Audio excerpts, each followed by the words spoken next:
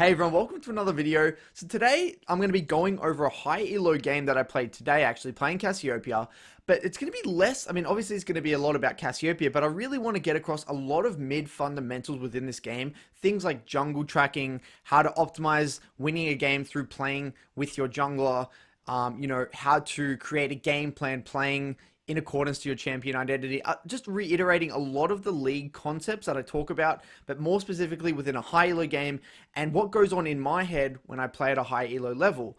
Now, before we get into the specifics of this video, I've got a few quick announcements. So, for those of you who tuned into my last live stream that I did with that live coaching session, I really appreciate it. That was an awesome live stream. I'm actually going to be doing another giveaway, guys, soon on my Discord, probably for 5k subs on my channel. So if you want to enter the next coaching giveaway, make sure you join the Discord and stay tuned for the announcements.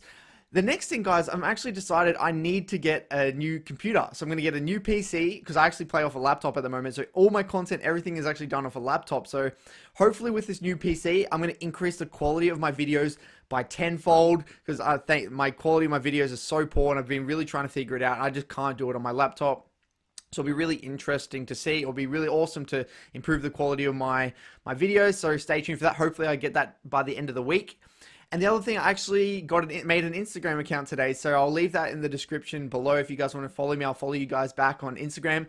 And that's going to be a lot more personal stuff, obviously, related to the game, but more importantly, just a little bit about me, following my day to day, doing a bunch of stories. I've never really used Instagram properly before, so that'll be fun. So diving straight into this VOD, guys, you've heard me use this analogy a few times, but I love it personally. And I talk a lot about having a hypothesis that you're testing, just like a science experiment you did in school. When you went to the science lab, you had this science class and you got this sheet of paper and at the top it said the hypothesis. What is it that you're actually testing? Now, in League of Legends, in terms of completing the learning cycle and in terms of actually improving, it's very crucial that you actually have a hypothesis that you're testing, that you can review it after the game, review it and see what went right, what went wrong, and why were you wrong in your specific judgments, what variables did you not take into account, what did you overestimate, what did you underestimate, and then you can get into the nitty gritty. Then that's a really good way of actually identifying what your learning objective should be. Now, before we even can decide a hypothesis, or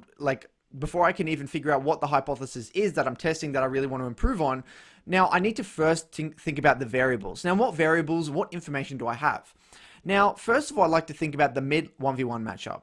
Now, because I know Zoe quite well and I know this matchup quite well, I have a pretty good idea about what Zoe wants to do, Zoe's identity, and I have a very clear idea of what my identity is. Now, Cassiopeia in the early game, already what I'm thinking is, well, Cassiopeia in the early game can't really punish Zoe too hard because I just go especially since I rely heavily on my E and, chunking down in long extended trades, whereas Zoe wants short burst trades with, her EQ combo or just Q auto attack and, proccing your electrocute running away. So she wants more short extended trades. I want long trades, but that can't really happen for me. That means trades won't really be good for me in the early game because I just won't have the mana pool. Now, in terms of what other information do I have? I also see his summoner spell choice and his runes. I see he's gone electrocute, which makes so much sense for the types of trades he's taking. And he's also gone ignite, which says to me that's a very aggressive combat spell, which means he wants to play quite aggressive in the laning phase. Now, I've actually opted in for cleanse because it's extremely valuable this game in terms of CC in the jungle, CC in mid lane, CC through Nautilus and Shen. Now, there's a lot of things for me to actually cleanse this game, so it's extremely valuable. The next pieces of information I like to think about is I like to look at the jungle matchup and the runes that they have. Now, Sejuani obviously takes Aftershock, so it's not a very threatening rune choice for me anyway, but more importantly, I like to think about what does their early path look like, and that's what I actually want this video to be largely about, is jungling, how to play with your jungler, how to track the enemy jungler, and what information I use to actually dictate or understand what their path will be. Now, straight away I'm thinking, well, Sejuani definitely isn't a level 1 and level 2 ganking jungler, which says to me that level 1 and 2, I don't really have to be too worried. But what I do have to be thinking about is, when do I think Sejuani will be strong? Now, Sejuani can't really gank level 3 this game, in my opinion, versus an Olaf, because Olaf is a very aggressive early jungler who actually outpaces Sejuani in the early game and will basically win every 2v2 early game purely because of Olaf difference and Olaf being so strong in the early game. So I don't really need to be too worried about Sejuani early ganks, mainly around 6. That's when I need to be a little bit sketchy. And in terms of jungle path, he's mainly looking to full clear. Then I also like to quickly scan over to bot lane, see what summoners he's actually opted in for cleanse, and and then assess the level of threat. So the key threatening abilities I'm noticing straight away is Zoe E, Sejuani R, Shen Taunt, or is it W or E? W, whatever, and then Nautilus Q and Nautilus R. Now, for me, I just like to re-jog my memory, think about these key threatening abilities, especially since I'm playing a very immobile mage, and it's really good for me to just prime myself as I'm heading into the game. So now when I do get into a skirmish, I already, maybe potentially subconsciously, I'm already thinking about what are the key threatening abilities that I need to look out for. Now, using all the variables that I've actually just now listed, and this will become easier with time, the more experience and the more times you've actually done this and actually thought about these sorts of things in reviews or pre-games, or you've done this, tested these hypotheses, over and over again, this will come second nature. And also, you will get better at this as you understand your own champion's identity.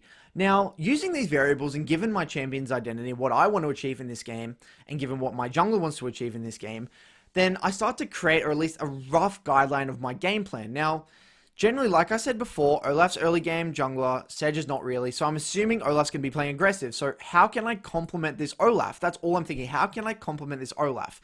Now, we don't really have good gank setup. I don't have good gank setup onto this Zoe, and I don't think we really want to be playing for 2v2s early, because again, I've also know that my champion early doesn't really do much because I don't have much mana, which says to me that I should try and keep Olaf versus Sedge isolated. And how do I do that? Well, keeping the wave in the middle / slightly pushing to Zoe is going to, I guess, make Zoe less inclined to collapse onto Olaf and make Olaf feel a little safer knowing that Zoe just doesn't have insane priority mid. It can just constantly collapse onto Olaf. So I basically want to help out my jungler this game. And in the early game, I'm going to view my role as very much a facilitator until I get to my spikes. And then I can repay the favor by playing those front to back fights and, pumping out the DPS. So basically, like I said, minimizing in the early game, getting to my item spikes, and trying to isolate this jungle 1v1. Now, as we get into this game, one of the big themes I want to talk about specifically is jungle tracking. Now, what do we see here? I'm very fortunate that Mordekaiser was able to get a ward on this blue buff. Again, this doesn't really change too much in the sense that we already know that we can already assume, you basically can always know where the jungler starts based off the leash, but it's just really good to just know very early on and prime myself mentally. Okay, Sedge is doing a top start, which says to me already in my mind, I see my Olaf on bot side, I see Sejuani on top side. Either Olaf's going to go for a vertical clear here and meet Sejuani at the red buff, or, Olaf's going to do a full clear type thing, and Sedge is going to do a full clear, and it's going to be a very stale early game. So I really want to be thinking about that straight away, since, guys, remember, mid lane is not just about the 1v1, it's about the 2v2, okay? Mid jungle is extremely important, and my job is not just, I just shouldn't be hardcore focusing on my lane as a 1v1, I should be focusing on is how can I complement my jungler and make my jungler's life as easy as possible, either to set up ganks on my laner, or, again, complement what he wants to do. Now, right now, I know that I can't really take aggressive trades with Zoe. I mean, I just don't win trades early on.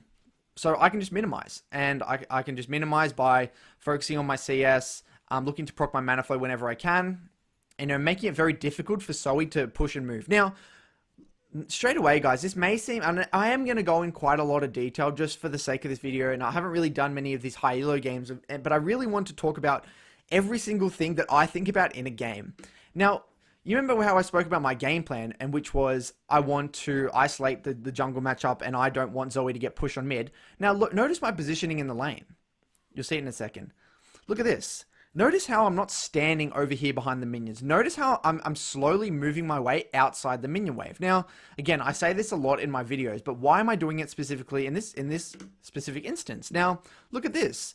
Now, Zoe has to make a choice. Well, Zoe has to make a choice. Do I want to queue the wave and start getting priority onto this Cassio? Or do I want to, take a gamble and try and actually nail Cassio into the face? Now, I'm quite confident in my ability to dodge this Zoe Q, but what's this actually doing? Well, this is actually preventing Zoe from pushing out, which is, again, me keeping the wave, slightly pushing to Zoe, or in the middle, which is, again, is favorable for my jungler, knowing that he might invade and I might potentially have to back him up, or it will prevent Zoe from roaming as easily. So this is all what I'm thinking about, and this is all based off my level 1, already thinking about in loading screen, in the pre-game, how do I want to complement my jungler?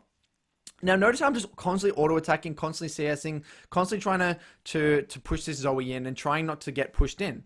And again, you may ask, like, you know, why does every VOD I talk about, how come sometimes I get pushed in, sometimes I don't? Again, it all really depends on a few of these variables, all the variables that I assessed in the early game. What is the level 2, level 3 gank threat onto me from the enemy jungler? What is my jungler's identity? What does my jungler want to be doing? What is the identity of my champion? How can I bring about favorable situations based off how my 1v1 interacts and based off my junglers and how they interact? So again, this will come with experience, but again, I'm trying to break this down in a way that you guys can potentially replicate this in your own games. And if you have any questions about this, feel free to leave them in the comments below and I can just expand on it even more.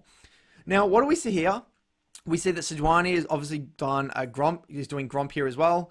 You know, you can just tell obviously that he's just done Gromp because that just disappeared as well. So now I know that Sejuani is either doing Wolves or going straight onto his bot side. So notice where I'm leaning as well. Notice how I'm leaning here, constantly standing outside the wave, constantly pushing, knowing that if a fight breaks out, I'm going to be able to get this inside track and get to this fight before Zoe. This is extremely important. And this is not just, I'm not just positioning here for a, you know, for fun. I'm doing this on purpose. I'm doing this on purpose knowing a fight could potentially break out. And look at this.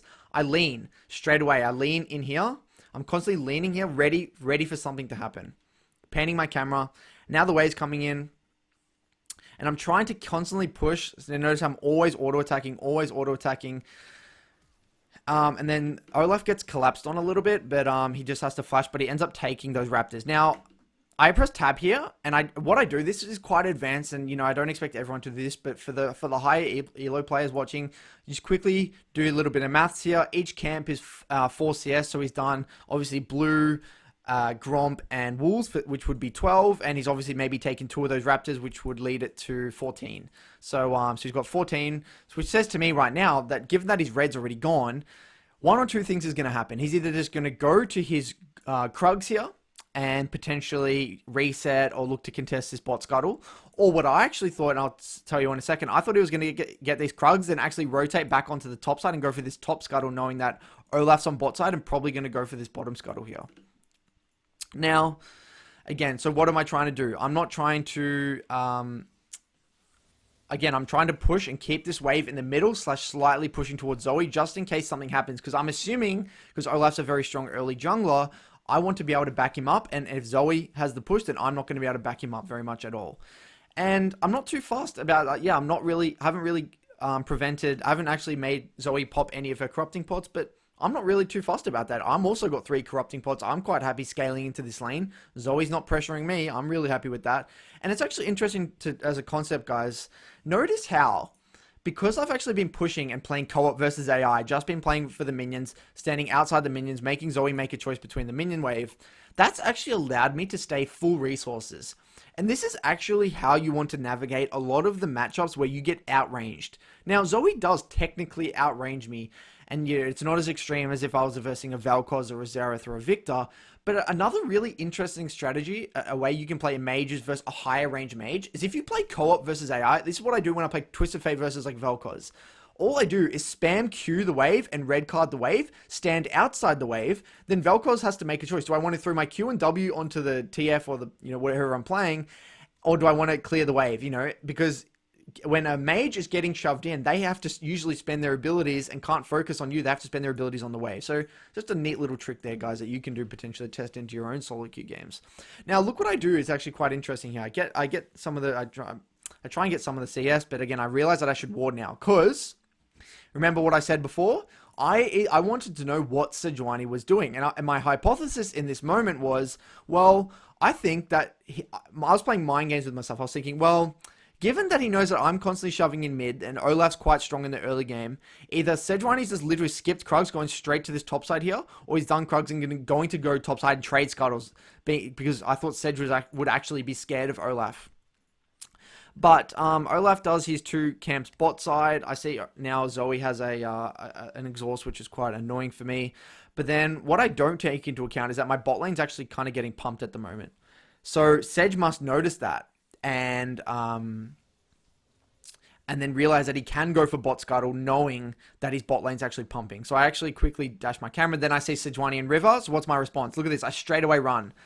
And notice how this. I literally, like, I'll go back a little bit here, and I want to quickly talk about this. Now, I don't, I don't pan my camera, but I see on the minimap straight away that Sejuani shows on bot side. So look at my character here. I literally, as soon as I realize, I just run. So my intention here isn't necessarily to join this fight. But what I am trying to do is if I position on this side, I can actually potentially scare this Zoe enough to keep it an isolated 1v1. Now, if I were to play like a bitch and play defensively on this side, then Zoe can just ignore me and walk straight into River and potentially turn this from a 1v1 into a 2v1. Now, I don't want that to happen. And again, I'm friends with my jungler. Remember, we're on the same team. We should be working together. I should be making his life as easy as possible and making the life of the enemy jungler as hard as possible. Now, again, I'm happy now to take a trade. And this is what I call trading with purpose. This trade that I engaged in here was keeping him occupied, and it played a role. It played a role in allowing my team to do something. I don't just trade for the sake of trading. I don't just trade to trade HP if, because right here we just trade equal CS, which is actually favorable for him, remember, because again, he needs stuff to happen in the early game. He's the one who has Ignite, and, I'm Cassio. I'm happy to scale. So again, he's happy to take these trades, but I'm not really. Now, because of that, I allowed Olaf to keep it an isolated 1v1, but he knows now that because the enemy bot lane has priority, he has to give up that scuttle, which is a very smart play. And then now I know Sejuani is most likely 100% on bot scuttle, and we just have to give it. So it is what it is. Not really too much we can do about that. And notice quickly about the CS, guys, when I press tab here, I just confirmed that he did Krugs. So he has 18 CS because he had 14 before, plus 4 from Krugs or whatever. So he definitely has got his Krugs. So now he's going to be doing Scuttle and most likely looking to reset. So now I'm just leaning on the top side, trying not to let Zoe shove in too much. I'm trying to minimize as much as I can because the more priority Zoe will have, the more opportunities Zoe has to do things. Now, I CS as much as I can, scaling okay at the moment, getting a decent amount of gold. Unfortunately, I don't have TP, so I just kind of have to be patient for an opportunity to potentially reset. Now, look at this. Now, Sedge actually swings onto the opposite side. Now, this is a little bit interesting from Sedge. In my opinion, maybe this Sedge thought that Olaf didn't do top scuttle and skipped it to go straight for this top gank. I'm not sure, but it was a little bit strange to me that Sedge is staying on the map for this long. I think Sedge actually should have just reset now, gone straight back onto his top side, knowing that he would have insane tempo over this Olaf and start to power farm to 6. But, he chose not to do that. Which says to me, because of my ward earlier, I'm pretty sure that's my ward. That is the ward I put in earlier, I believe. Let me go back. Yeah, that is the ward. Yeah, that is my ward. So notice how my ward here, guys, and this is what I talk a lot about wards, is that wards aren't always helpful for you. They're helpful for the rest of the team. And now because we see Sedge walk into our jungle like now I'm like, all right, brilliant. I can collapse and potentially scare him off and stop him from taking our topside jungle. Because again, my Olaf's coming to back me up. I thought he was on red, but I see him on Raptors here. And I just scare him off. And now Sedge has to just walk through the towers and get out. Now, again, this just saved my jungler getting a few of his camps actually counter-jungled. And it ends up telling my bot lane that, again, they're in an isolated 1v1 for a little bit as well. So that's quite nice. So now I decide, because I've got 1100 gold, I might as well stay to 1300 gold for my Lost Chapter. Again, traditionally, I would want to be recalling a lot earlier for my 850 gold. But given the intensity of this early game and how much is going on, I can't really afford to base early, given that if I give a lot of pressure to this Zoe, maybe she can potentially do something with Sejuani in the early game and screw over my Olaf. And given the high tempo of this game, I'm happy to just kind of extend this laning phase out. I'm happy to just trade, come back to base with Lost Chapter, just like Zoe will. So I'm playing very patient here. So now I know in my mind, I'm already thinking, well, I'm very certain that Sejuani is resetting. So you'll see in a second, I actually ping topside. Now in my mind, I'm thinking it's very unlikely that Sejuani's going to come out of base, go back to his bot side, because again, jungle fundamentals, guys, is the jungler will always go back onto their rubber banded camps, the ones that they start on. But basically, rubber banded camps are the camps that have respawned from where they started. So remember, Sejuani started blue, and then he went to Gromp, then he went to Wolves, then he went over to here, and then he ended up doing his Krugs. But then his Raptors will be up now as well, given that Olaf counter jungled them. So generally the junglers, in order, especially farm-oriented junglers, they will want to do the most efficient clear, and that's the most efficient clear going down here and just redoing all these camps. And especially since his bot lane is winning, junglers generally want to be pathing down towards their lane that is winning. And given that he's top's actually a Shen, and there's really not much kill threat between Shen and Sejuani onto this Mordekaiser, I already know this game is going to be all about bot river control, playing around dragons, and kind of Sejuani's going to be definitely playing towards this AD carry and support. So now in my mind, I'm thinking, well, I'm pretty safe mid. It's very unlikely Sejuani's going to be looking for a gank right now because all of her camps are up. She's going to be farming, looking to farm till 6, and she'll be on top side in a minute. And look, I actually put a danger ping right here, telling my team that Sejuani's there. I mean, that's what my theory is, and I'm pretty sure I'm right.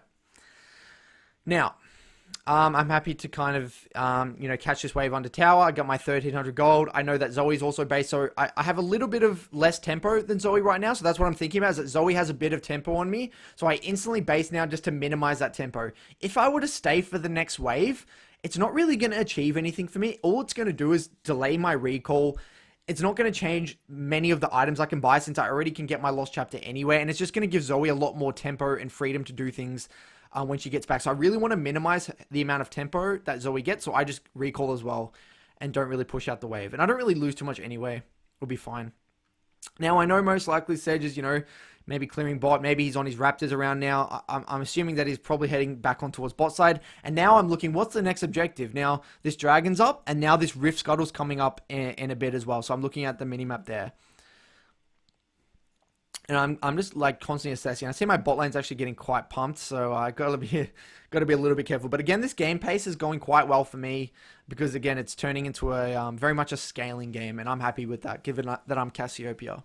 Now, what do I see? I see Olaf heading into bot river. So again, what am I trying to do? I'm trying to thin the wave as much as I can. Because if I just catch this under tower and play like a bitch, then Zoe's going to have a lot more time to do things into the river. So I play for the wave like that. Now I instantly lean into bot river, knowing that's where my jungler is. So you always, a lot of the time, a default response that I try to have is I really want to lean, especially in the early game, to the side of my jungler. Because then, and you may ask, how do you know what side to ward? And you may ask, Curtis, in your other videos, you've actually said you should put the pink ward on the side of your winning lane. And isn't technically your Mordekaiser winning lane? But no, I know that no one's going to go top side. Like, no one's going to go top side. And Olaf actually looks like he's actually contesting bot river, thinking that we actually do have a stronger 2v2 mid jungle, so we can actually contest that. Yes, we have a losing 2v2 bot, like our bot's losing 2v2, but we have a winning 2v2 mid jungle. So I think, and the reason I know we have a winning mid jungle 2v2 is because I'm stronger than Zoe right now and have a cleanse, which mitigates largely the Sejuani's threat on me and Zoe's threat on me with a bubble. And Olaf's a lot stronger than Sejuani in the 1v1 at the moment as well. And now that I see Olaf and bot river, if Olaf just traded off bot completely and went into topside river, was potentially looking to set up Rift Herald for 8 minutes, then I would definitely put my pink ward topside. But because he wants to contest it, I'm like, all right, I'll help you out. I'll lean into river here, get some vision down, and be ready to back you up if someone comes to show. Now, I lean into river here, out of vision. I put a pink here, knowing that there's a pink already in here. So again, these two complement each other. If you only have one pink, it's a lot better to pick this one. But if this is already pinked, this one works really well. Because now when I lean out of vision, they don't know where I am. They don't know if I'm here. They don't know if I'm here. They don't know if I've looped back around. They don't know jack shit. So again, both of these pinks really help me out here. Now, I ward over the side here. And the reason I love doing this, and I talk a lot about this in my videos as well, is this ward and this ward together work really well as a strategy, because now if Zoe walks through and now I have this pinked, I can actually sit here and look for either an R over the wall like that, or I can look for like a Q and then chase with ease there, or I can even just miasma here and then Q and chase, whatever. It's just a really good choke point there where I can poke and scare and prevent Zoe from actually walking through. And I'm actually happy that Zoe knows I warded this, because now Zoe's going to be scared to walk through here, knowing that I could potentially cheese her. Now, because we've got the vision control in river now, notice how Zoe can't walk in. By me leaning out of vision right now, I know that Zoe can't walk to this fight because she's shit scared. She has no idea where Olaf is. Well, Olaf's out of vision. I'm out of vision. She can't face check into these little corridors here. So now a fight breaks out, and I know I'm going to be able to get to this fight first, knowing that I have move off mid. And why is this fight good for me? I'm already thinking, how is this fight good for me in terms of Cassiopeia's identity? Now, what do we see? My front line's in the front, and no one's threatening me from behind. There's no one's flanking me. No one's getting onto me. I can just play this fight front to back. This is extremely good for me, so I'm happy to take this fight. Now, again, I just play front to back, chomp through the chomp through the Nautilus. I want to talk a little bit about target selection here. I haven't really spoken about that. Now, again, in a lot of these fights, generally as Cassiopeia, you want to be playing front to back and shredding the front line and playing with your AD carry as well. Now, I just do next target. So next target here is Nautilus, kill. Next target, Shen, the closest person next to me. Next target, EE. Then I see this guy really low, so I finish off him, and then I try to get out because I have no mana now. End up cleansing to get rid of the ignite on top of me, and then I just walk myself out here. Now, I'm 2-0. So this is really good for me. So now I'm thinking, well, Zoe's still here. I can't be in this fight. And this is what I call discipline. This is extreme discipline. I know that this, yes, they're going to probably, take this as an extended 2v3 fight because they're quite strong and they might want me to back them up. Even if they ping me help, I'm saying no. Because why am I saying no? I've got no flash, no cleanse, no ultimate, no HP, and no mana. Even if I come in, the risk versus reward, the risk of me coming in and throwing a few E's is not worth the risk of me dying, giving away my shutdown, and potentially, just ruining my lead. Because I can carry from this. I don't need anything special to happen right now. Now, I also know that I want to get tempo on this guy. So Zoe's sticking around for this fight. I know if I just recall now, I'm going to have insane tempo on this guy. So every single second that I'm recalling, it's huge tempo. So now technically I have 8 seconds of tempo. Like I've just done a full recall. He still hasn't even recalled yet. So I go back, work towards my Archangels. Zoe actually dies. So Zoe's dead for 17 seconds. So now technically I have 17 seconds of tempo because I'm coming out of base now as Zoe is dead. So I have 17 seconds of tempo. So this is really, really good for me. So now look what I do. I see Sedge is dead as well. But what do I know? I know that the buffs have respawned. And I know that Sejuani's most likely out of base going to go and hand over this blue to Zoe. So look at what I do. I spam assist me ping. I say Olaf was actually pathing bot to give me blue or something or go to dragon. I don't know. But I say assist me ping on the enemy blue. Now this comes down to jungle tracking, guys. What do I know? I know that Sejuani now is going to be looking to do her third jungle clear. Right? She's done her first clear, her second clear, and now her blue buff and red buff will be up, and her Gromp wolves and stuff have all respawned. So I know most likely she's going to go back to her rubber banded camps and look to hand over her buffs and do the rinse repeats thing right now. So I know I have tempo mid. I can shove in. I even type in chat in a second. I shove in mid. I said I push mid, then come to top side. We kill. That's what I say because I know I have enough room, enough time because of the tempo I have on Zoe to shove this in. In my hypothesis that Sejuani's going to hand over blue to the Zoe as they come out of base. So I'm spamming my abilities on the wave. And the Olaf's like, yep, all right, cool. He goes into the jungle right now. One thing I could have done a little better, I should have made this actually a lot less obvious. Because now, as these minions die, I'm still on vision a little bit. And I directly path topside. I actually should have done a little shimmy. I should have actually walked bot, then looped back around. Because then they would have thought that I wasn't going top. Because I actually think they didn't come topside knowing that I was top here. Or maybe there was a ward, but I highly unlikely. So now I'm thinking, all right, Sejuani should be here any second. I put a pink ward here, and I'm thinking of cheesing, but then I don't show mid, so I'm assuming they know where I am because now I'm not showing on mid lane.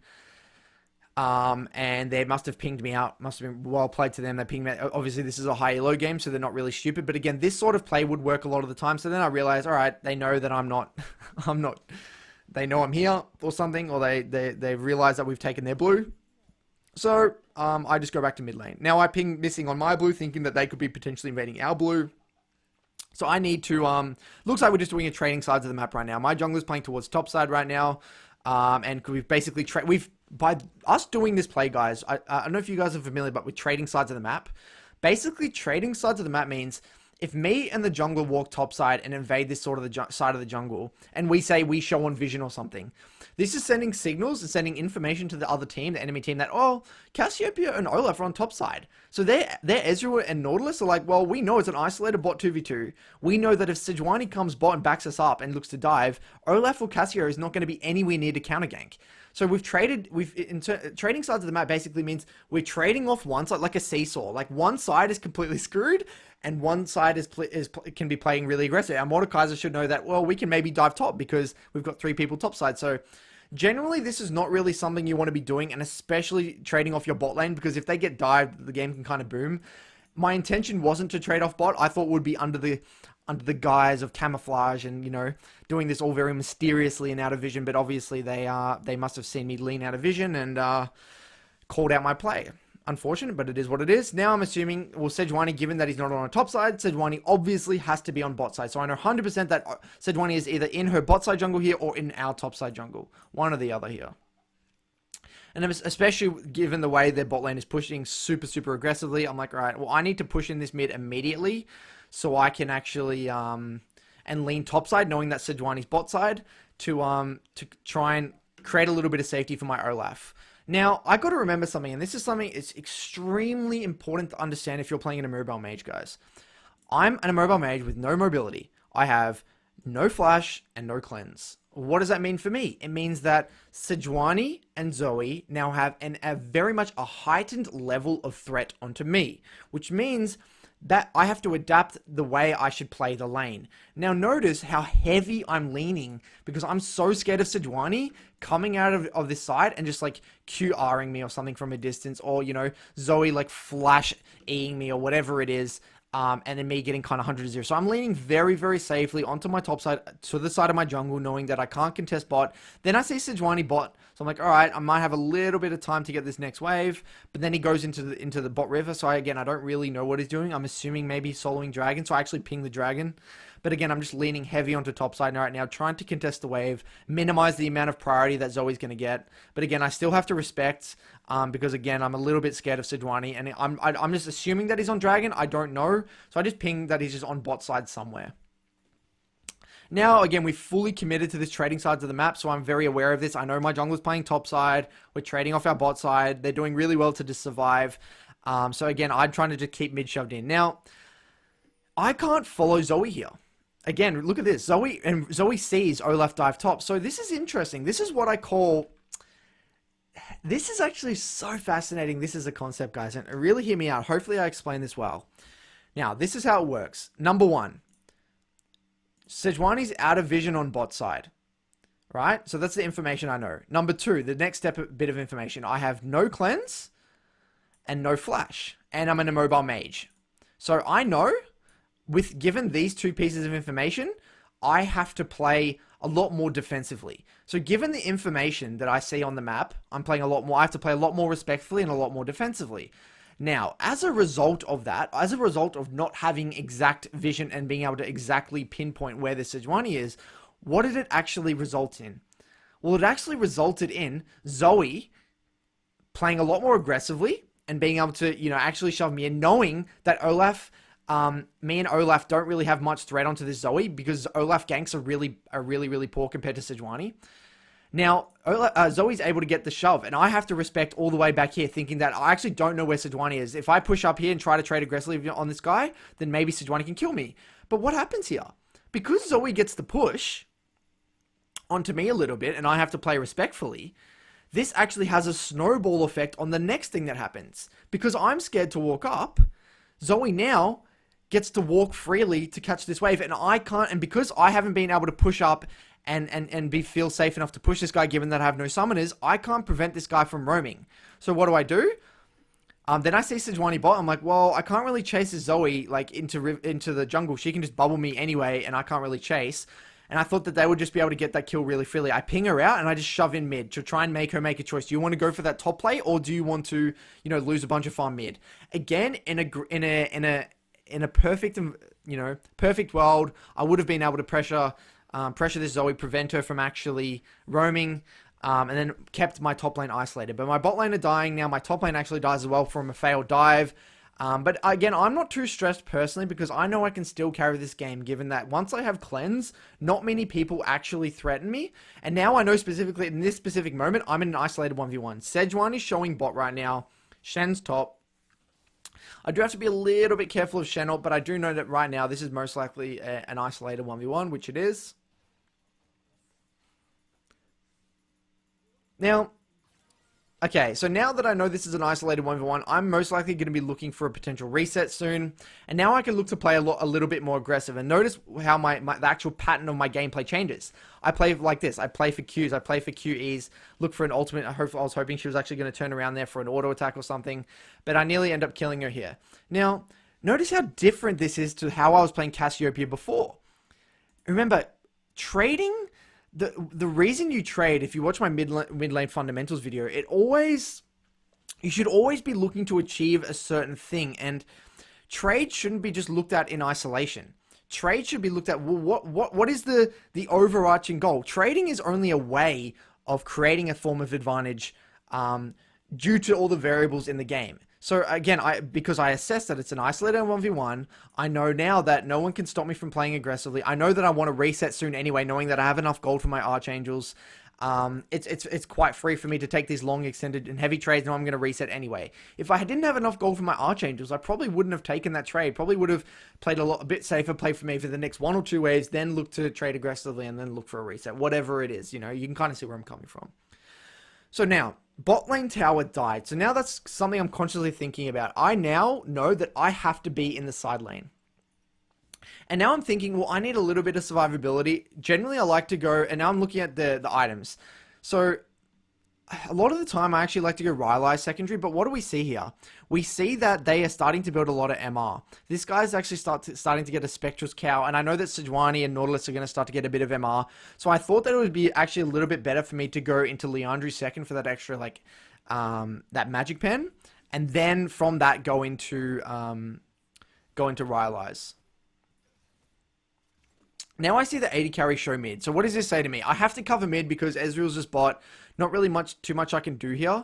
But I can actually just minimize here while waiting for my 80 carry to shove out bot and rejoin mid.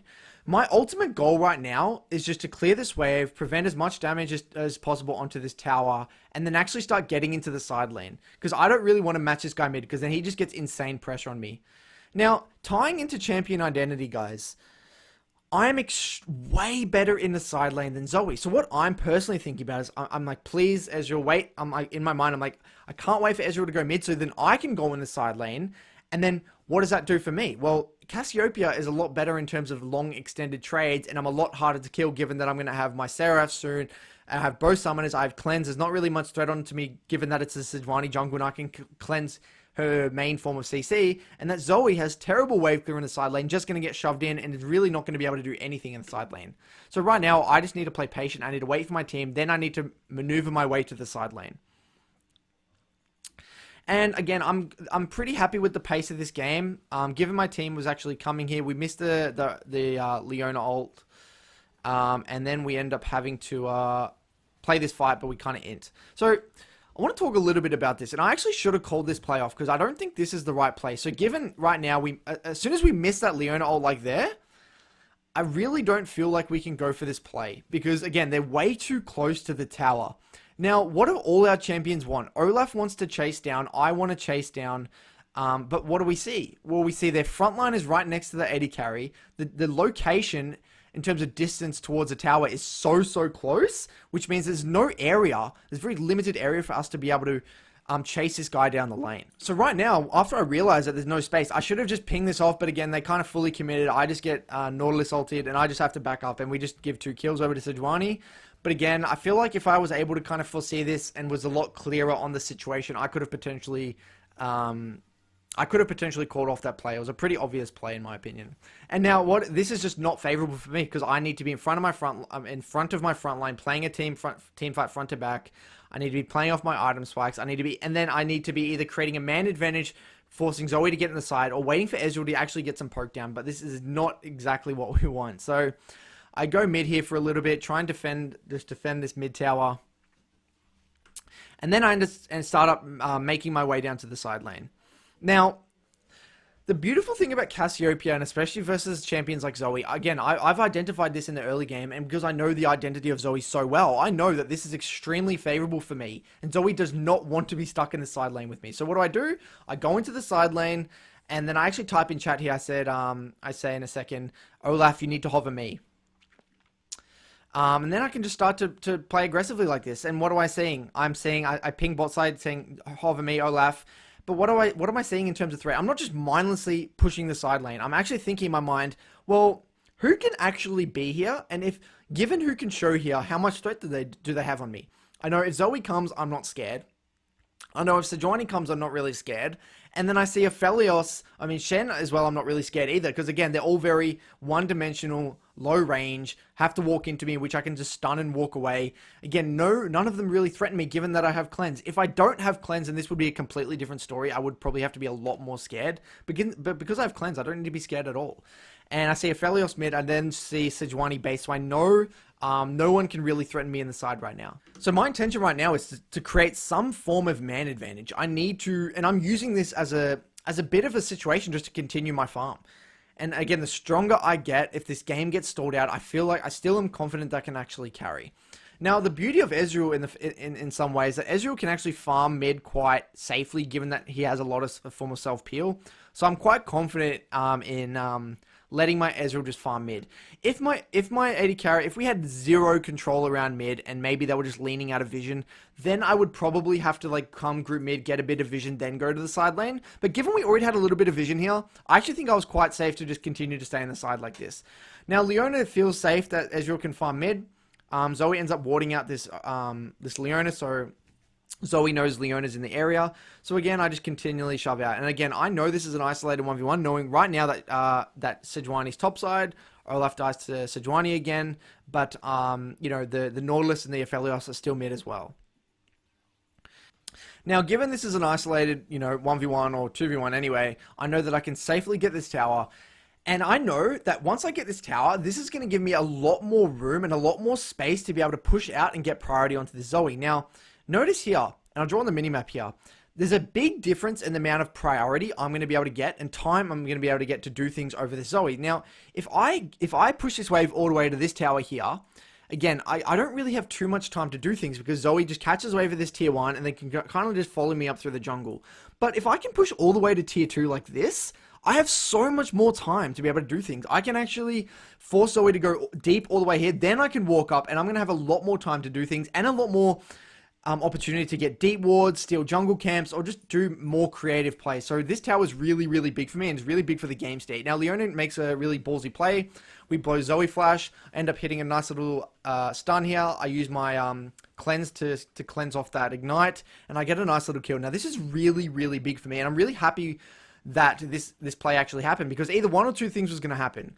We were going to push Zoe really deep and I was just going to get a really solid reset and take the tower as a small win. But given that we've been donated that kill, again, that's making me, you know, giving me the opportunity to potentially carry this game, knowing that in a front-to-back fight, I'm very happy. Now, coming at a base like this, guys, I know that I have a small window of opportunity to potentially do something, knowing that Zoe's still dead for now 12, 13 seconds. So I'm already coming out of base, have a bunch of tempo.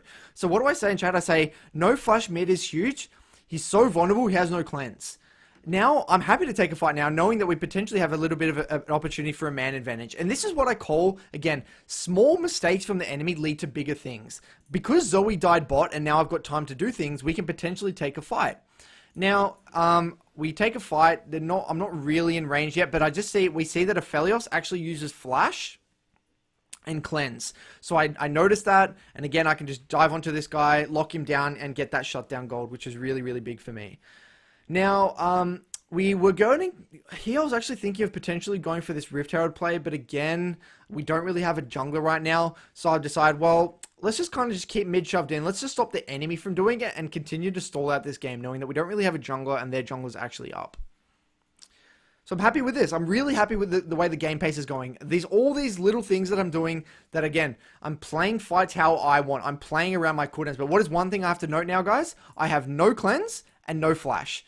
So what does that mean for me? I am extremely vulnerable. I have to play a lot more respectfully and play a lot more carefully, knowing that I can get 100 to 0 very, very easily. And it's very important, guys, that you adapt your gameplay given the amount of vulnerability you have, given, you know, especially if you're in a mobile mage. And a lot of the time when I coach people, they don't actually process that they burn their flash or they cleanse, or maybe they don't have a Zhonya's or whatever, and they don't actually adapt the way they play the game.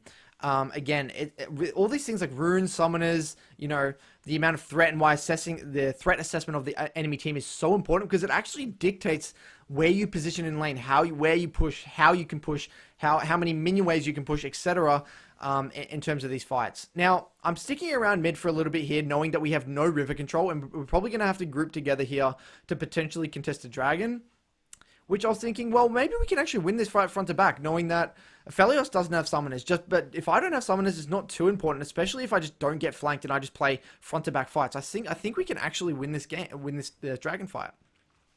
So I start the dragon fight, and the way I envisioned this fight, guys, was I envisioned, okay, they have to come into us. If Nautilus Qs in or Sejuani Qs in, whatever, I can just ultimate and then we just play the fight front to back. Now, it's just super interesting because right now, I actually did not process whatsoever that Zoe was bot. For some reason, in my mind, I just saw all these people here and was assuming that Zoe was with the team. So I actually misplayed this fight because I did not know that Zoe was in the area. Now, if I knew Zoe was in the area, I would probably play a lot more defensive and actually probably play up here. Because again, right now, if I position here, I'm just in extreme... I'm very vulnerable just getting flanked. If I get bubbled, I don't have cleanse or anything, so I can just get 100 to 0'd. Now, I thought this fight was great, because I thought that Zoe was just going to be playing front to back with the enemy, and I'm like, I'm happy to do that. But little do I know, in a second, I take a big, I'm playing this fight front to back, thought it was going really well, and I just take a huge bubble to the face and a huge Q, and I end up just getting like 100 to 0'd. Now, I was really, really frustrated with myself there. Again, that's just a little lapse in awareness. I'm not sure what to make of this. I mean, like reviewing this right now, if I were to talk about this in terms of a learning objective, I think maybe this is just underestimating my opponent. I'm not sure. Maybe it's just a little lapse in focus. I don't know. But it is what it is. I was a little bit frustrated. But although I was a little confused about the way we played this fight, because I felt like we ran into them and we didn't really have to run into them. If we just sat on this, waited for them to come in, they can't really do anything. Because again, if they run into us, then Mordekaiser can just ult the well, he doesn't even have ult actually. But even then, if they run into us, we can win this fight like front to back. But if we run into them, I can't chase them. I can't get onto their backline. I can't actually shred them because they're running away from me. But either way, it was not a really good fight given that I got flanked. And I was taking damage from the dragon the whole time, and yeah, not good. So fast forwarding a little bit, I say, and even type in chat, make them come to us, don't run at them, because if they come to us, we just win the fight. Now, what do I know? I'm going back to my bread and butter, assessing the game state, my game plan, as in I want to be on the side lane versus this Zoe. I time mid flash because mid flash is really important, given that especially since we have a lot of engage with Leona and that Zoe doesn't actually have flash. They actually get the Rift Herald and the Dragon, which is quite annoying. But I still know this game's very winnable, even though they have a Fed 80 carry. I know in a front to back fight I can potentially carry this game. Now, I want to drag someone to the side lane. I need to force Zoe to the side lane or Shen or someone where I can actually create some form of man advantage or win a 2v2. So we're very lucky they end up getting a pick there, and I just end up staying top. Now, again, why do I go straight top? I know, I was already thinking coming out of base, especially when I saw them on Rift Herald, well, either one or two things. They've either instantly reset and gone back to base, so their tempo is going to be very similar to ours, or they're going to be on this Rift Herald, and then in which their tempo is going to be completely screwed. Now, that means that, in my mind, that's Nautilus, Sejuani, Shen most likely going to be basing, because they need to reset. We've already come back out of base, so we're going to have a lot of vision control. I know it's going to be an isolated 1v1 top for a while, if someone shows, and I don't really need to play too scared. So it's really good habit to get into, is assess who are the people on the map, and where could they be, and why. And you can kind of see why I'm reiterating the concept of tempo and how important it really is. So now I know that given we have all this vision control, knowing that we have big tempo in them, I can potentially just sit top and play for this tower and drag someone to me. Now, when I see Shen top like this, I'm thinking, well, that means Zoe's going to have to match Mordekaiser bot, which I think that's completely fine as well. As long as Zoe isn't just freely poking mid and we're not grouping as 5 like idiots, we can 1-3-1 this game and we can scale it out. And we can definitely win this game. Now, Zoe shows bot. Again, Shen can't contest me. Olaf's hovering me like a good boy. And I'm able to push this out. And again, if Zoe doesn't catch sideways, I'm just going to get really, really far ahead. So it's a win-win. He matches me in the side and gets out-pressured. Or he doesn't collect sideways and gets really, really far behind. Now, again, I'm pushing out. Now I want to look to eventually group. So ideally what I was actually trying to do here was keep mid top pushed and then wait for Shen to swap and then grab Zoe, try and get Zoe to come top. But for some reason here, they end up just not they end up not hovering topside at all, and they just push down mid. They actually just accept reality that the Shen's getting pushed in, maybe thinking that Shen can just ult to the fight anyway.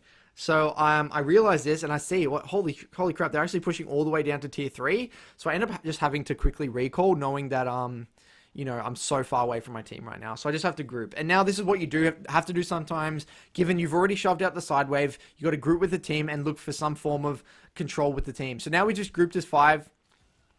And again, I'm really happy with this specific setup because I see Mordekaiser and Leona in front of me. And I'm really, really happy now that I have Cleanse, I have Seraphs, I've got my Leandries, I'm online, I'm ready to play this fight. So we go forward, he misses his Leona ult, we see the AD carry, I was about to go on the AD carry, he gets ulted, so then I just go forward. Forward onto this front line. QE, try and slow them out with my ultimate, Q, peel back, pop my Seraphs. And again, I'm so hard to kill between my Cleanse, my Seraphs. These guys have no damage. I can just shred them through. And then we play for a fight. Now, this is so interesting because I want to talk a little bit about this. Notice this. Because we had Mordekaiser shove all the way bot, he's able to shove bot, reset, come out of base before Zoe's just still catching waves bot. Now, this is what shoving out the side lane does, and this is what we talk about creating a man advantage and using tempo. Now, tempo now is created by pushing, making the other person react. You can recall and make another play. Now, we're all grouping as 5 looking for a play. Well, Zoe's either over here recalling or slowly making his way up to a fight here or even pushing out the next wave. Either way, Zoe's not going to be into this fight. And I was consciously thinking about this when I saw Zoe on that bot lane. Well, this is a perfect opportunity to fight. This fight's playing way too fast. We can go. Zoe's not going to be able to be effective. He's not going to be in the area. Doesn't have teleport. And I can just shred through this front line. Now, yeah, we play this fight, like I said, fast forwarding a little bit, shred through. And now you'll see in a second, eventually Zoe comes to the fight, but it's way too late. Now Zoe comes and then ends up getting collapsed on by the team, and then they end up cleaning up Zoe on the back end, and then we end up getting Baron. And this Baron is really, really big. Now I know that we have this Baron, I've got my Rylai's, we're scaling quite well, and I'm really, really happy. But now, again, given the level of engage of the enemy and that we have Baron, I don't really want to 1-3-1. I don't really want to throw the game. So ideally what I want to be doing is just 4-1ing with Mordekaiser in the side and me grouped as a team. And especially since this dragon's coming up in 15 seconds, it's better for me to just group with the team and play front to back. I don't really want to get caught in this specific this specific moment, knowing that a team fight could break out any moment. Now again, I don't have cleanse, so I just got to be a little bit careful here. But as long as I'm with my team, playing front to back, we should win. And again, I'm always thinking about that. I'm always thinking, like, and especially after Zoe got that flank onto me, I was really frustrated. I was like, well, as long as I don't get flanked by Zoe, as long as I play these fights front to back, we should win these fights. And I'm very strict with the types of fights, how I position. And now I know that my my Leona's here, my front line's here. I need to position here and behind my front line, knowing that this guy's TP'd in too late. I put my miasma and just continually I don't go this way, I go this way because this is where my Olaf is. So I want to be always positioning behind my Olaf. So I just go forward, we end up shredding this Nautilus here in a second. And notice how I'm never putting myself in a position to die. Like I'm 7-1, like, because I'm always just standing behind my front line. I'm not putting myself in any vulnerable situations. Now, we get that tower, we end up getting the inhibitor as well, which is beautiful. On the way through, another tip, guys, in terms of keeping up with CS in mid to late game, on the way through after a reset, clear through their jungle. I end up stealing their wolves. I leave one wolf to try to screw up their reset time, get a grump as well, get a side lane, and then start pushing out the side lane, knowing that, and then I look to recall so I can actually get my double needlessly large rod. Now, I actually look to group with my team first, and then we look to do a 4-1, knowing that, Mordekaiser in the side's a lot better, and then we just 4-1 here. This was a little bit scary, given that, again, we can't really siege against their team when we don't have Baron, unfortunately. So we just kind of have to wait for Mordekaiser to have to make someone to react to a tower. That was what I was willing just to play this very, very slow. As long as I don't get hooked or Nautilus ulted, whatever, I should be completely fine here. But what happens? Sejuani engages on my Leona, and then we play front to back here. And I should have cleansed here, but we end up losing this fight. Now, the reason I say we lose this fight is because we did not wait and did not play respectfully enough for Mordekaiser to make someone react bot. We've put ourselves in a position where we can get engaged on before the waves actually crash bots. So Mordekaiser, they don't have to respect this Mordekaiser split push because we've given them the engage. So unfortunately, this is the way it was. And now, instead of Olaf peeling back, which what he should have done right now, Olaf should just be peeling back right now. Because if he peels back, then this Aphelios is going to have to walk all the way out as well. And then we can potentially come back in, after he's reached up here and chase him back down. But because he suicides under tower like this and he's right next to tower, it makes this fight really, really difficult. Because look, him and Leona just die under tower. If they just peeled back onto us, we can just win this fight really easily, in my opinion. But, you know, it is what it is. I get chain CC'd and I can't really do much. So fast forwarding, I realized, again, it's the same thing. We should just, you know, we haven't got any room to chase them down in that specific moment. I give blue buff to Olaf, and then I just group mid, knowing there's going to be one last team fight. As long as I stand behind my front line, as I don't get CC'd, given that I don't have cleanse, I think this should be fine. And it's a never-ending cycle in my mind. Who threatens me? What is the level of threat on the enemy team? Okay, due to that level of threat, then how am I going to reposition in the lane? Where do I need to reposition? Where do I need to position my character, you know? Always thinking about that. And then fast forwarding a little bit here, knowing that they were going to be on Dragon, I actually get nailed by a Zoe Bubble, which was really, really good by him. Think maybe the mid lane was actually warded. So I peel back, ultimate, try to survive as long as I can. End up blowing a lot of their cleanses and stuff anyway by myself. But then we end up just winning the game off that anyway. So I thought this was a really interesting game to cover, and this was just a random high elo game that I played today. If you want to see more of these high elo games that I've been playing and maybe and really hear my explanation and talk through the game a lot more, then just let me know. I haven't really done many of these specifically because there's not really a guide. It's more just like an overall game commentary or something, whatever you want to call it. So let me know how it goes, and stay tuned, and thanks for the support, guys. Cheers.